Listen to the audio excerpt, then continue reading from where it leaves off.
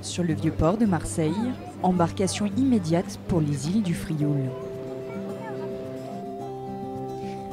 Après 30 minutes de traversée, les voilà. Quand on passe devant Marseille, on voit toujours ces îles. Et on se demande ce qui s'y passe. Et donc, quand vous êtes étranger à la ville, vous vous posez des questions. Et un jour, vous venez voir.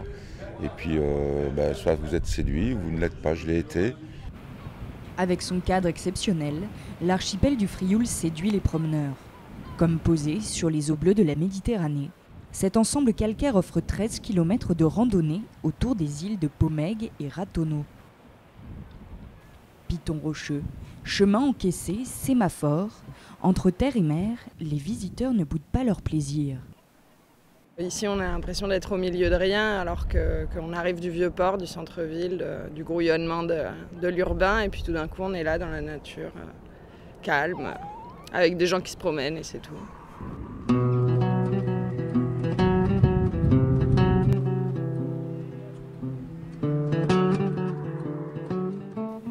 De mémoire de Marseillais, les îles du Frioul ont toujours servi d'escale pour les marins.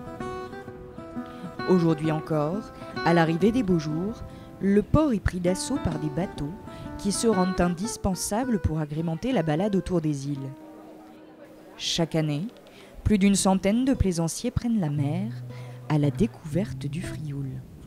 Ça a toujours été l'île où les Marseillais vont. L'été, c'est au mouillage qu'on va parce qu'il y a beaucoup de petites calanques, beaucoup d'endroits un peu mouillés.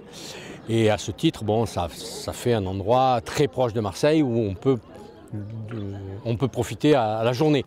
Avec ses 200 habitants à l'année, au cœur du quartier du Frioul, le bistrot, c'est le rendez-vous du dimanche pour ceux qui ont choisi de vivre ici. La tranquillité, tu arrives là, pas de voiture, rien.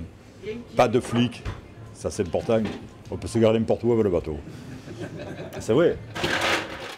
Ah, c'est paradisiaque. À la tombée de la nuit, les habitants retrouvent peu à peu le calme de leur île.